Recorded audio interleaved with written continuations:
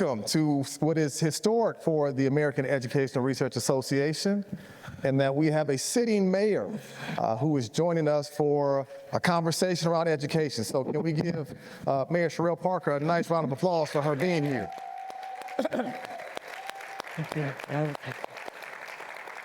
This is historic, and this is important on so many levels because of the fact that when you've got a mayor who is overseeing a large city such as Philadelphia, you know, when you think about a bunch of education researchers coming to town, you would think we would get kind of dismissed as being not important enough for her time. But the mayor has been willing to accompany us along with the superintendent, and we're going to make this a fireside chat type conversation. And the title of our conversation today is One Philly: How the City and the School District of Philadelphia Collaborate to Achieve Educational Success. For those who may not know, my name is Tyrone Howard. I'm currently serving as the president of the American Educational Research Association for the next 2 days. 2 days. 2 days. So this brings me great honor to be a part of this discussion, because I think that we have to have more discussions around how schools and city government work in tandem to do what's best for our children. And so I'm so honored to have this opportunity to hear from two leaders of the city about how we're thinking about education. So if you don't mind, I'll go ahead and get started, and I'm going to be brief on the introductions. First, to my right is Superintendent Tony B. Watlington. Can we give him a round of applause? Yeah, I said Superintendent. Dr. Watlington oversees the 8th largest school district in the country here in the School District of Philadelphia, a little under 200,000 students. Prior to coming to Philadelphia, he was the superintendent of Rowan, the Salisbury School System in North Carolina, a product of Fort Dix, New Jersey, graduate of North Carolina A&T. Aggie Fried, right? Yeah. And as I understand it, before you were a teacher, you were a bus driver. Yes, sir. So you work your way up. So again, thank you for being here. Glad to have you here, Dr. Watlington. Pleasure. And next to my left, I have the honor of introducing the 100th mayor of the city of Philadelphia, Cherelle Parker. Can we give her a round of applause, please?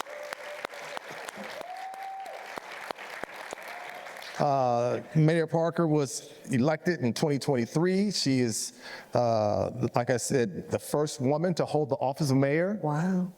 That's a big deal. Thank you. That's a big deal.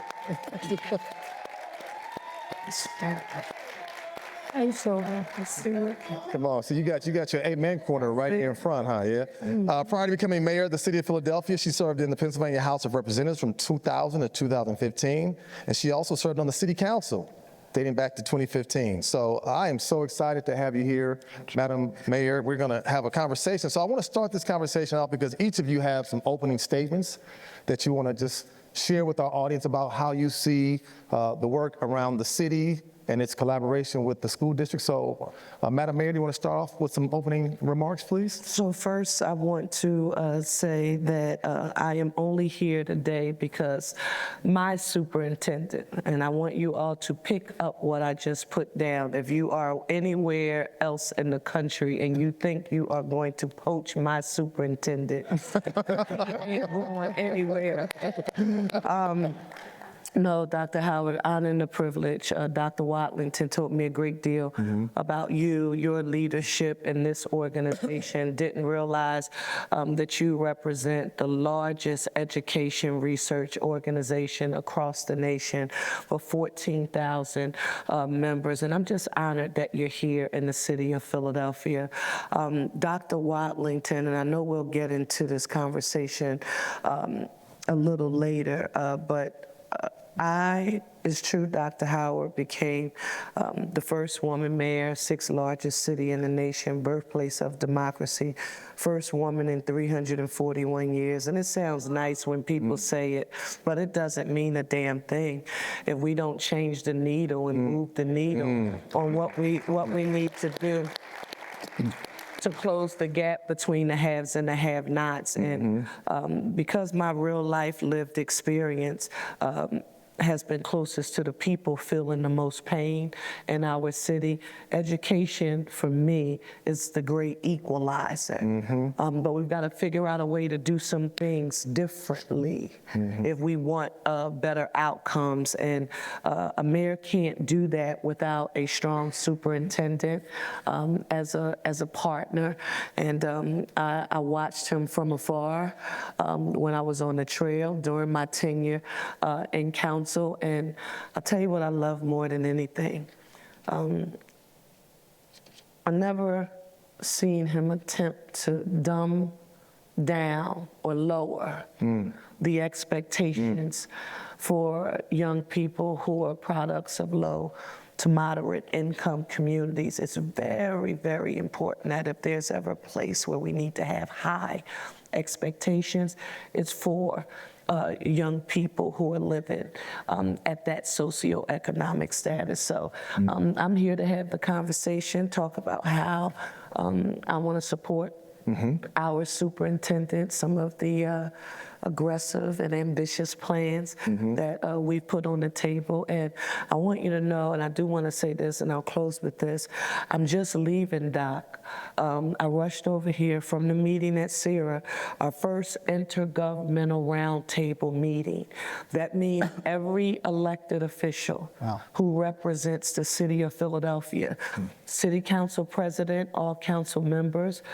I was there as mayor, our appropriations chairman, and both the House and the Senate were there, and we were all there to get on common ground about a number of issues, including the funding of public education. Because if there's one message I want you to take from me back home, is that you all who are the educational leaders, including our superintendent, my job is to make sure nobody tries to bring my superintendent into petty politics. The elected officials do the politics. My job is to advocate to get him the resources that he needs to do his job effectively.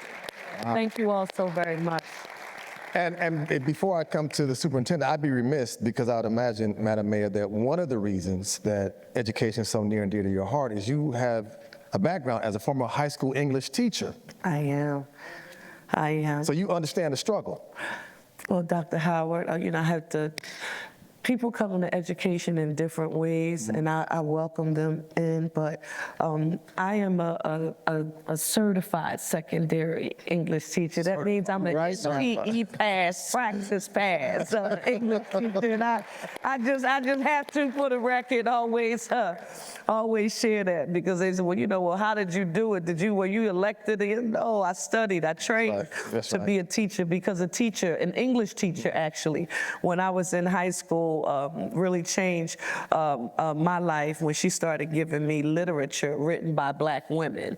And I'm a product of very humble beginnings. And so my teacher, a white woman, high school English teacher named Jeanette Jimenez, gave a young Black girl access to Black women authors, because she said, before I can get you to love the classics, I need you to love you. A white woman, all interconnected, and again, education a great equalizer. Thank you for doing your homework. Come on, now. I'm ready. Come on now. Thank you. Dr. Watlington, some opening statements. Very quickly, I'm honored to be in Philadelphia. I'm honored to work with and for the 100th mayor.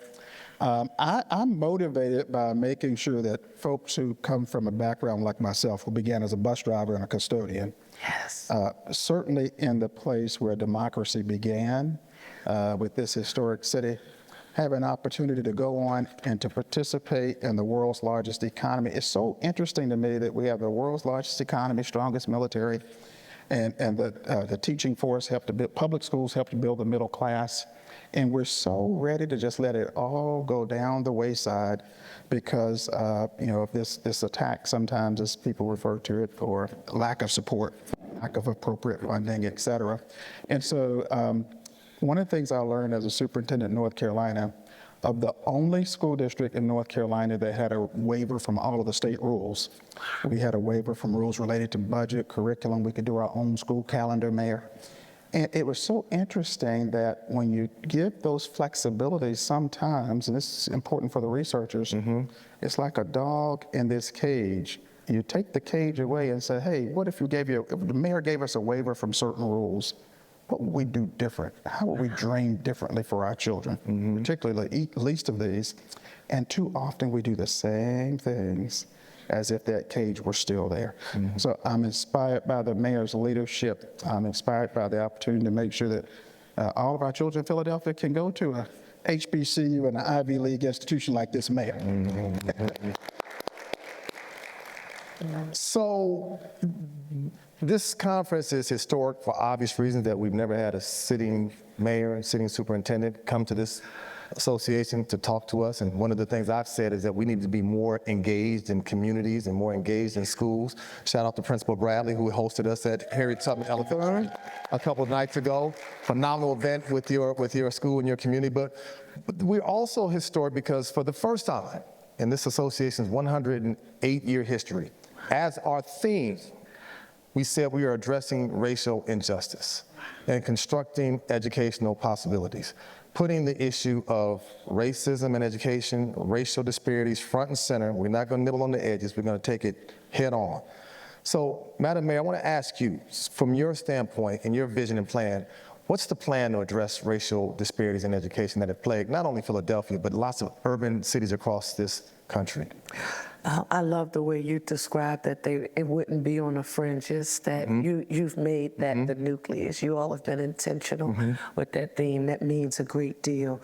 Because for me, the first thing you need to do is acknowledge that it has occurred, that it is a thing, and that it has set a people back. But you also have to remember our great strength and our great resolve for advocacy. For me, and here you're going to learn, you're going to say, yeah, she's an English teacher. James Baldwin would often do interviews about civil rights. And one reporter he was talking to said, James, mainstream America cares about civil rights too. And for those of you who are familiar with James Baldwin, you know, he had his legs crossed and he says, well, I can't believe what you say because I see what you do. And so for us, as the mayor, when I think about equity and even trying to, you know, address the systemic racism and you know, inequitable distribution of funds that have been appropriated to large urban and listen, even rural areas, I think that those of us who elected, we've got to find a way to get our stuff together. Now, we've been fortunate here in Pennsylvania because the Commonwealth Court ruling just publicly affirmed for us what we've known for generations, and that the Commonwealth of Pennsylvania has been derelict in its constitutional duties to provide a thorough and efficient public education for students, not just in Philadelphia, but across the Commonwealth. So now we have the court ruling, we have the Basic Ed Funding Commission, and legislative leaders come together, and now it's time to work through the budget. So that's the meeting that I just left to say, this is what the governor proposed, this is what the school district said it needed. Right. How do we find a way to ensure that adequacy is met? Don't forget support for special ed and special needs, because that's on top. That's right. I'm proud to tell you that I mean what I say when I say things. I just introduced my One Philly budget. It included an additional appropriation to the school district of Philadelphia. That's the property tax portion that we use to fund the district. $129 million additional funding. So I'm proud of that. So now is a chance for us to rebuild. But Dr. Howard, when we're talking about like rebuilding and trying to correct those historic and equitable wrongs, we also have to deliver it differently. And like, this is why my superintendent, you know, rocks. I talked about this thing called year-round public education. And when I was on the campaign trail, when I said it, the first thing some folks said, they immediately looked at politics. Now, that's a Republican idea. So, wow.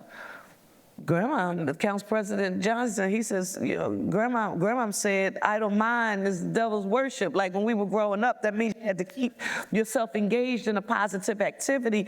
So extracurricular activities, academic the preparation, tutoring, and out of school time, after hours, because for some, school is the safest place that they'll be. Because you know the research, but sometimes when I'm talking to people, I think they think all of our children are like graduating from schools and living in communities and families that are like the Cosbys.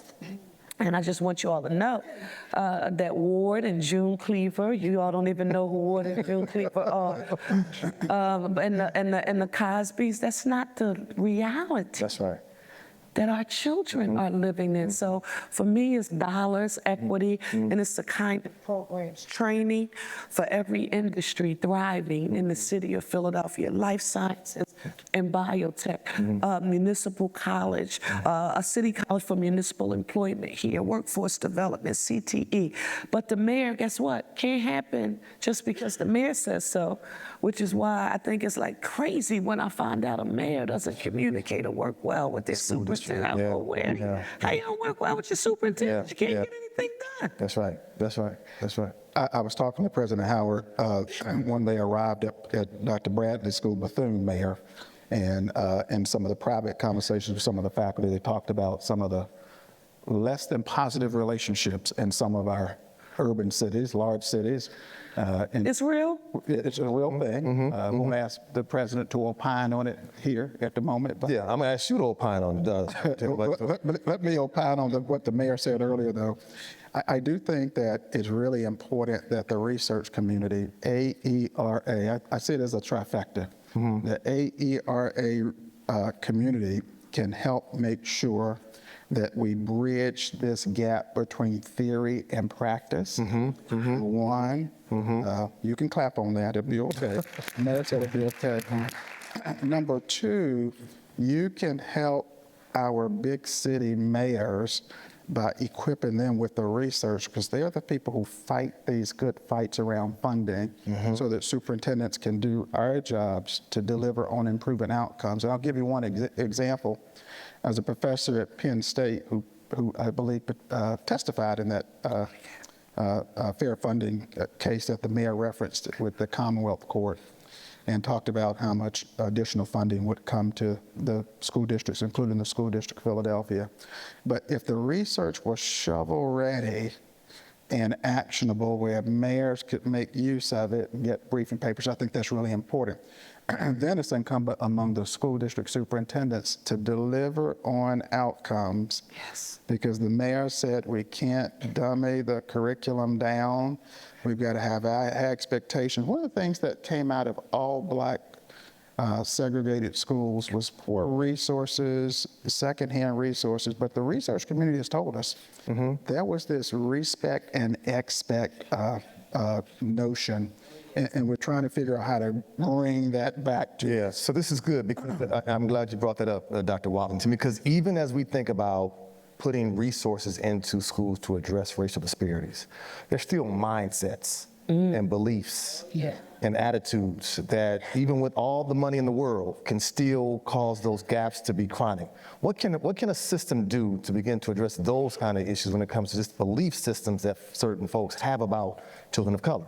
I'll say a few things. First, I think not in any priority order, we're so pleased with that $100 million plus additional investment by the mayor, because resources matter, because Title I dollars are too conservative a remedy for chattel slavery and Jim Crow segregation without the legal protection to vote that occurred in this country from 1619 up to 1965. And it's just not enough. The second thing is, if we really want, so we're aspiring to be the fastest improving large urban district in the country under this mayor's leadership. we know that central to that is highly qualified, well-supported, stable teachers over time. So when the mayor says that, hey, I'm a certified, praxis-passed English teacher trained, I'm like, yes, that's the gold standard. Because unfortunately, this is the only profession in the world where, number one, the pipeline is going down. We've got a 50% decline in teacher preparation and there's people going into teaching, and we just don't talk about it enough. And so what we've said is, well, maybe they don't need to be praxis trained, certified, and I get the piece about the testing, but when you think about a 50% reduction, who gets the certified teacher? Who's in line first to get the certified teacher? Who's in line second? Who's in the back of the line? Who's in line to get these resources? And so we've got to make that investment, look at models that work. We're doing some grow your own initiatives here, but we cannot say that, well, let's let half our population be emergency licensed. Now, there's nothing wrong with emergency licensed teachers. I know some very fine ones, but I'm just going to say this, President Howard. Y'all tell us what the research. Yeah, we know what the research is. Is there any other profession? I don't know of any university that produces emergency licensed doctors, emergency licensed lawyers, emergency licensed accountants, CPAs, social workers, psychologists. But anybody can teach, so we've got to support the teaching profession. That's why we're so proud to work under this man.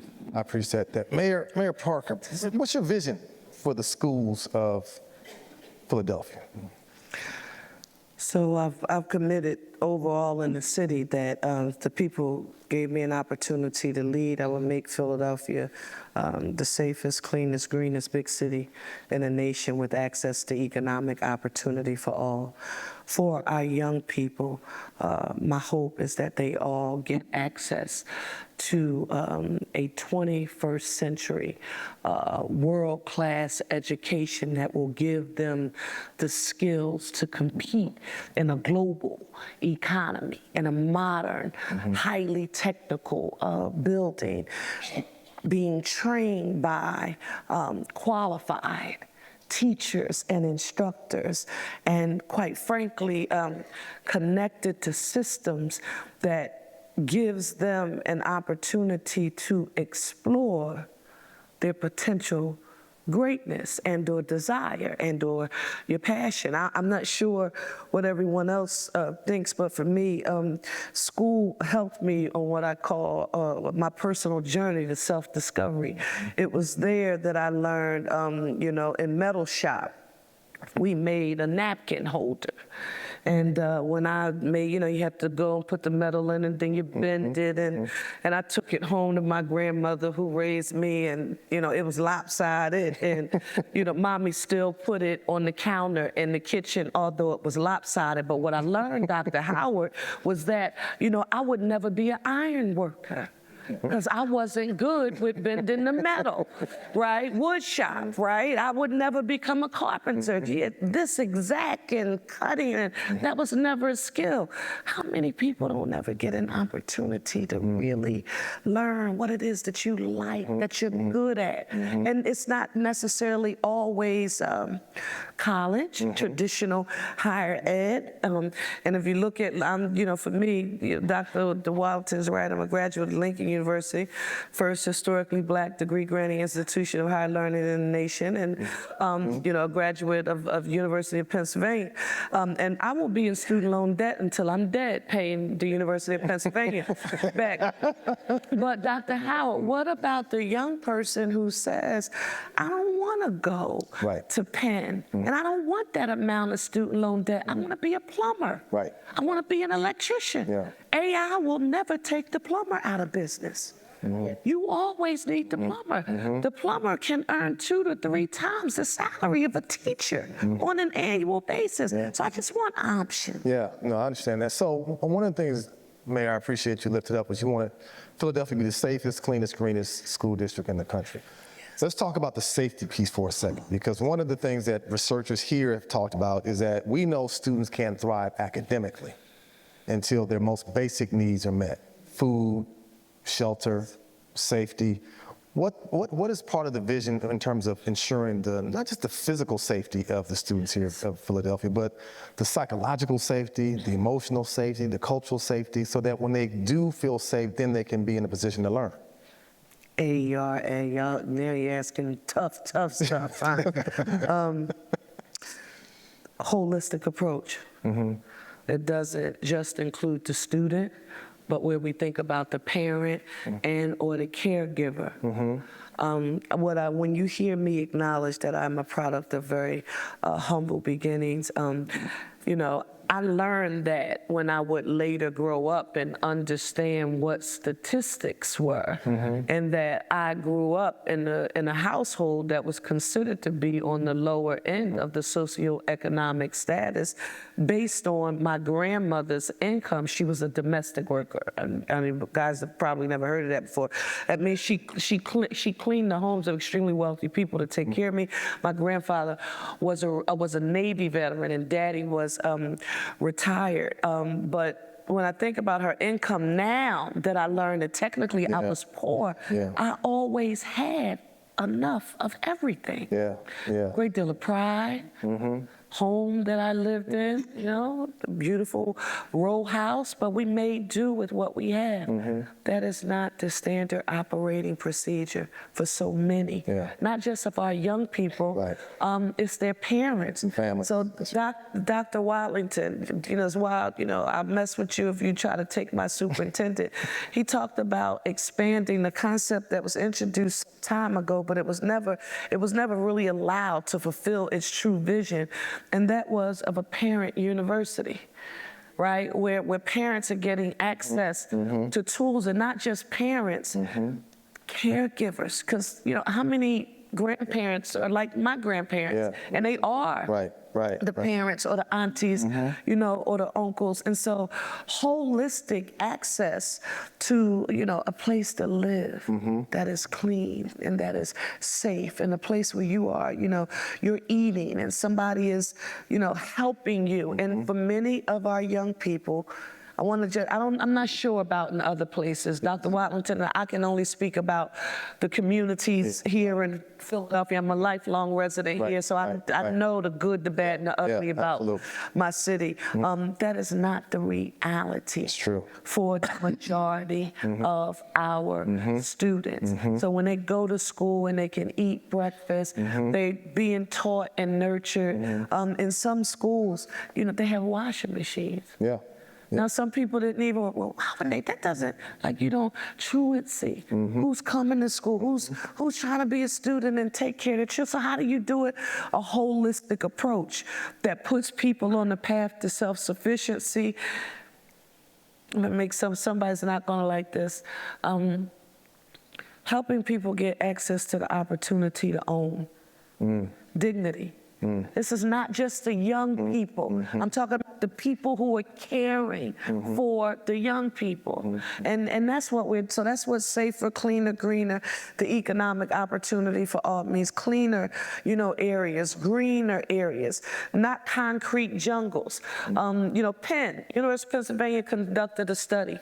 They showed that there was a statistically significant difference in the amount of violence that occurs in communities that are green versus communities that are not. Someone listening or, you know, sort of reading the top lines of the research will say, well, that just can't be. How could trees and lights impact safety and academic performance? But they do, because how the community that you're in, whether or not it's aesthetically appealing, it's a concrete jungle or it's green and it's trees, your health, your respiratory health, all of that is impacted by the quality of life around the school. So that impacts safety. So I'm sorry it's not a soundbite 15, 30-second response. It's just much bigger than that when we really peel back the layers. You can peel back the layers, all right. I appreciate that. So, Mr.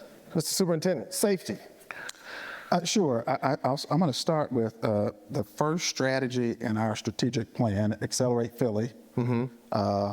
The first section is related to safety. And so in addition to working very closely with the mayor's office and our police commissioner to provide cameras in place, upgrading cameras, making good use of our resources, and doing other things for physical safety, where there's some safe paths programs that help to watch over children to make sure they get home safely, and expanding safety zones with uniformed officers, although our schools have unarmed safety officers, a really good model here in Philadelphia, which I loved compared to what I saw in the South. Every district I've ever been in the South had armed police officers with tasers, guns. I mean, certainly in North and South Carolina and on down the East Seaboard. It's one of the most fascinating things I learned, Mayor, when I got here. When I went into the schools and saw that we have unarmed safety officers who build relationship with young people, work on conflict resolution and peer mediation, and been a part of their trainings. Really good stuff. Outside of the physical safety piece, we sometimes forget about that emotional safety and mental health and social and emotional learning and support. And so we want our children, who are mostly Black and brown, we're 51% African American, just over 20% Hispanic, Latina, we want our students to be known, for them and their families to be known for who they are within their racial, ethnic, and other cultural context, because that's a manifestation of safety. It's the difference between whether I, as a parent, who may not have had the most positive experience in a school district, regardless of school type or location, to build that partnership, because we want that equal partnership. And I also focused on environmental safety. It's an old city and we have lots of it. So one of the things I'd like you both to respond to, we've got 15,000 plus education researchers, policymakers, and what have you. And I asked you this question when we talked a couple of days ago, Mr. Superintendent. What is it that you need or want from the research community? As you attempt to build the safest, cleanest, greenest school district, what do you want researchers to think about, to ask, or what kinds of topics should we be exploring that can help to address those disparities that I mentioned earlier?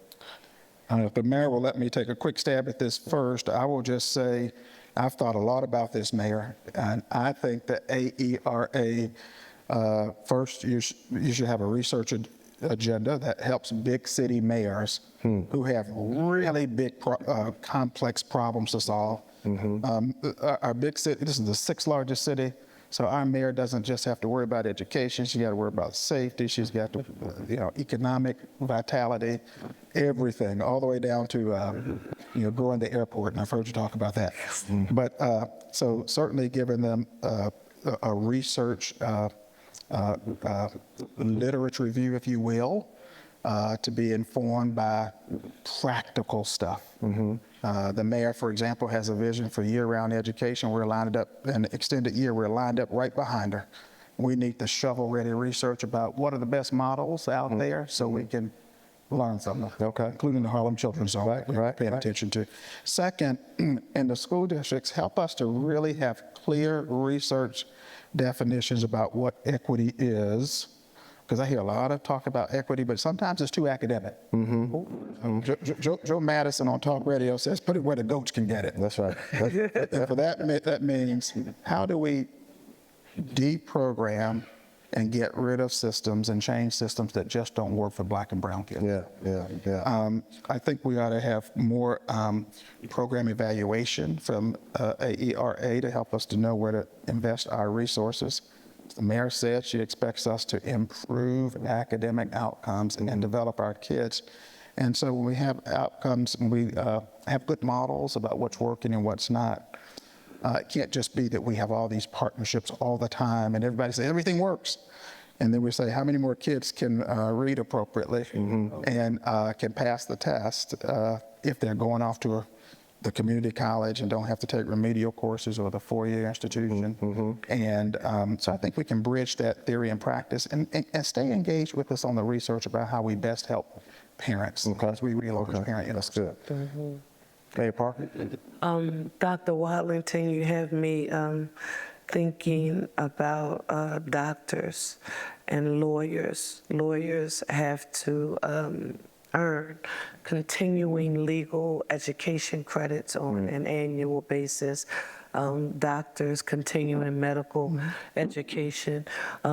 Because we have been trying to function on very scarce margins with the funding of public education. And we're so busy trying to provide that quality public education that we have not invested a great deal into professional development for the very educators who we are saying are so prominent and essential.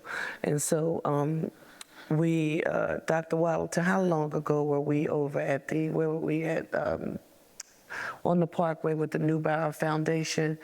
I would love to see this organization to partner with the philanthropic community and the private sector to figure out a way if you could develop some professional development opportunities for educators in areas.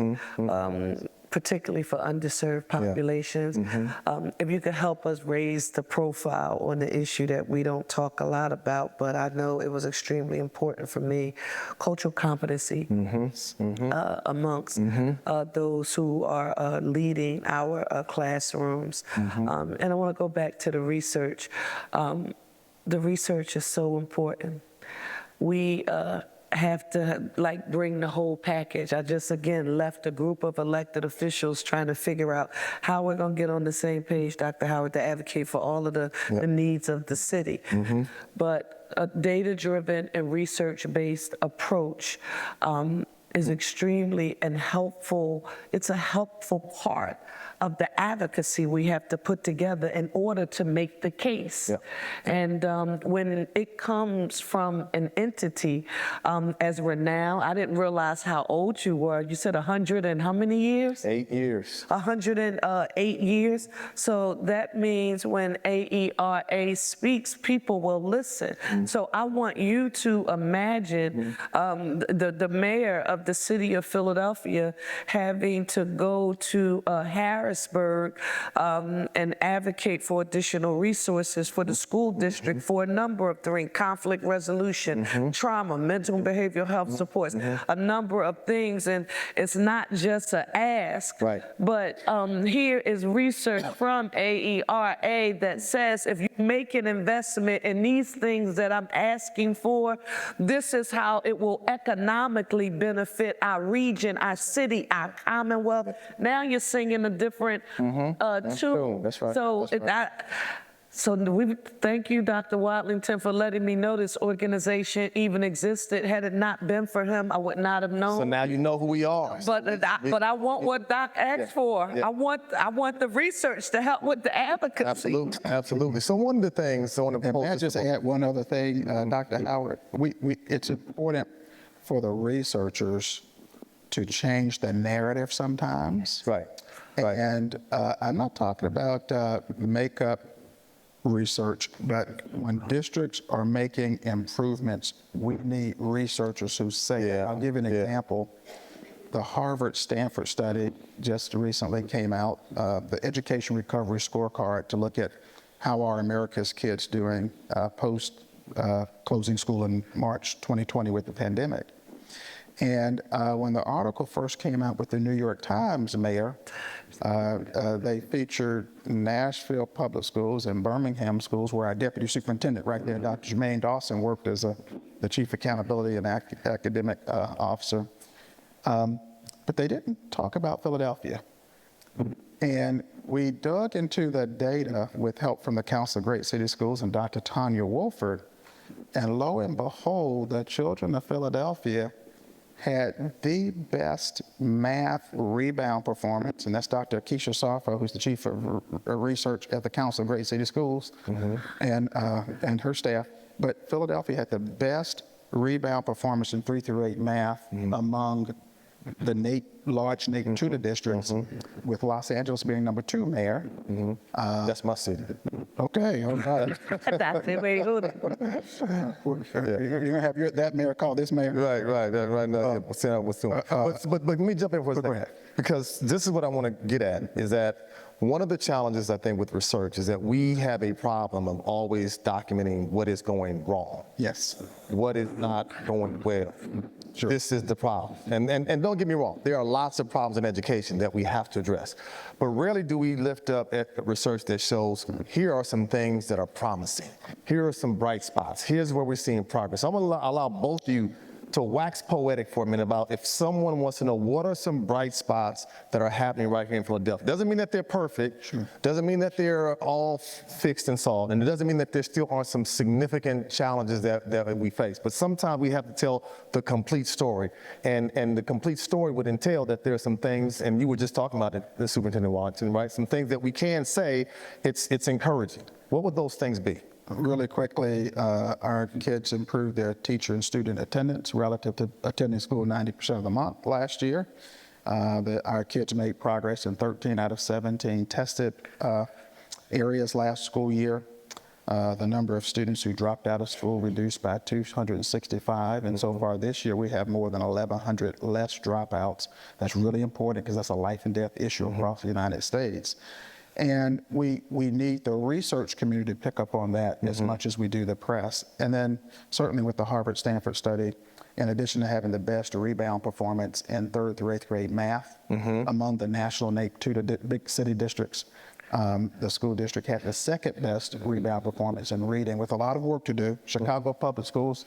So mayor-to-mayor conversation, next time you talk to the mayor of Chicago, just tell them we're going to get them next time. What are things you want, Mayor, that the general public should know about what's working in Philadelphia public schools? What's working in public schools is that Philadelphia, we're known as an ads and meds economy, but right now we are also one of the largest cities in the nation where life sciences and biotech is growing. It is the fastest growing industry. It's outside directly the ads and meds in the city.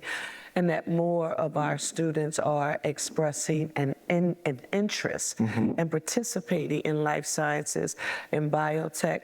I am really connected to a school that I graduated my high school, Parkway Program High School, and another school called Hill Freeman World Academy.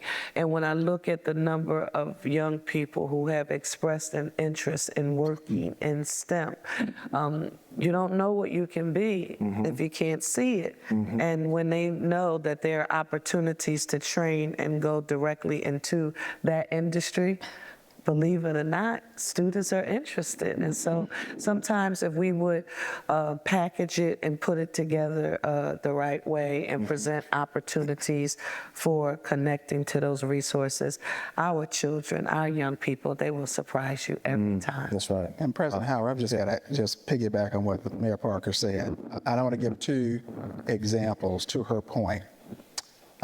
One, you mentioned Hill Freeman World Academy, and you know, a movie was made about that school here in Philadelphia, and it was at a theater here in the center city, and it showed up that night, and sure enough, John Legend himself shows up as a supporter of this school. I just thought that was the coolest thing. So it just made me think about how talented and so brilliant the kids are here in Philadelphia and across urban spaces across the country, and that story doesn't get told. That's one, yes. And number 2, to the mayor's point about their children who need other opportunities and make a good living income, at Strawberry Mansion High School, we have this initiative, the building trades. We partner with Ryan Boyer, who leads the building trades here in Philadelphia, mayor's leadership. And it was so fascinating. Our kids got an opportunity who otherwise had no future. They got an OSHA certification, and they learned construction management. But yes, 40 young people. And what was so fascinating that in the partnership with the building trades, Ryan Boyer brought in some financial literacy professionals to come in to make that part of the learning with these young people. And I will never forget, they told our students, look, if you work hard, keep your nose clean, you can make as much money as a lawyer in this city, in this profession, and we will help you do it. And we're going to help you to know how to master your income and the tax structure and how to invest right with financial literacy. I thought that was so powerful. Yeah, thank you for that. We got about 6 or 7 minutes before we wrap up. I know, Mayor Parker, you just completed your 100th day in office. And she came to a school. That you came to a school, and you're still standing, still breathing, still whole. What do you want the school district of Philadelphia to look like 5 years from now? What's your vision? 5 years from now, what do we see? What will students experience? 21st century modern facilities with a very broad spectrum and a continuum of care and access to different ways to learn. The model, particularly at the high school level, of earn while you learn is standard operating procedure in the city of Philadelphia, because we've married the pragmatic understanding that life is not a crystal stair for the majority of Philadelphians. And so we have that model in place, and we have partnerships. The partnership that Dr. Watlington described with the building trades, it's not a special thing. It's standard operating procedure in the school district of Philadelphia. So people just know that when if you're going to public school in Philadelphia, I don't care if it's a traditional public, a charter, I don't care what it is, you're going to get access to these things. My hope is that is what we see, and we've come up with a creative way, and we're working on this, Doc. This is going to be a hard part. Our facilities management. We have we're old city, aging infrastructure, and we're doing, we've got to do better, and that's one of the conversations we had today. And so that's what it looks like in the future. Every industry that's thriving in the city of Philadelphia, we have a direct pipeline for training and then access to an opportunity, one, to earn while you're training, so to earn while you learn, but then to say, you know what, I want to make a life by learning this skill and mastering whatever it is that I'm learning. I appreciate that. Doc? Well, I want the same thing the mayor wants, and and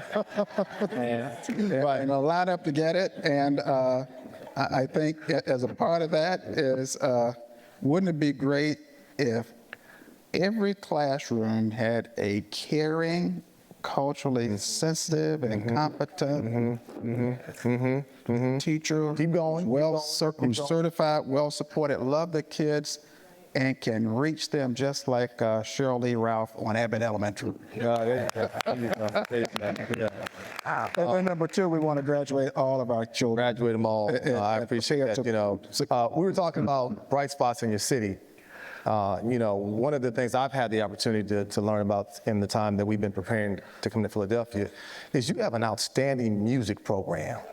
There are some young people in this district who are just amazing. I know Philadelphia's got this history of, Philly soul that's off the chain, but we have been able to interact with some young folks who have some music skills that are off the chart. And I'm talking about like 7th and 8th grade. That's truly remarkable. So those are the stories that we need to be telling about these young musicians that are coming up and finding their pathway and being able to show that they're getting the kind of training that they want. So in the final minutes that we have, I want to give each of you a minute or 2 minutes to share with the audience anything that is on your heart, anything that's on your mind as it pertains to this conference, as it pertains to what we addressed around disparities, your vision, your goals, what you're doing around safety, anything you want in the last couple of minutes. I'll take 30 seconds and yield the remainder time to the 100th mayor. I hope you'll notice that something special is happening in Philadelphia, the place. I think the unfinished work of that Declaration of Independence and U.S. Constitution across this country is educating Black and brown children who are too far from justice too often. And so I hope the researchers will keep an eye on this city and all the great things that are happening under the leadership in this city. And tell the good stuff, help us use the research to be practical, and to help us improve outcomes for our children. And I think that's the takeaway from this conversation, and I appreciate the opportunity to be here today. Thank you for being here, Superintendent Watlington. Mayor Parker, you have the final word. Dr. Howard, thank you so very much.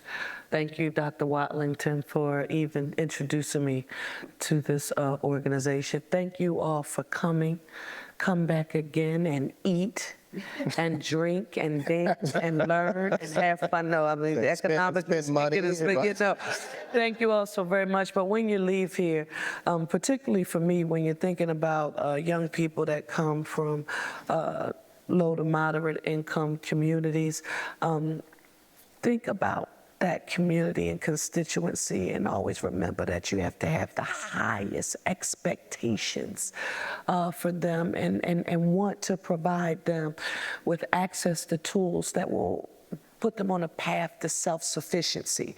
That's how we close the gap between the haves and the have-nots. For those of us who know anything about poverty, first thing you know, if you've ever been poor, is that you don't want to have the need or want for anything from someone else. So let's give young people an opportunity to learn skills that will put them on a path to self-sufficiency for their entire lives. Thank you all so much. Thank you so much.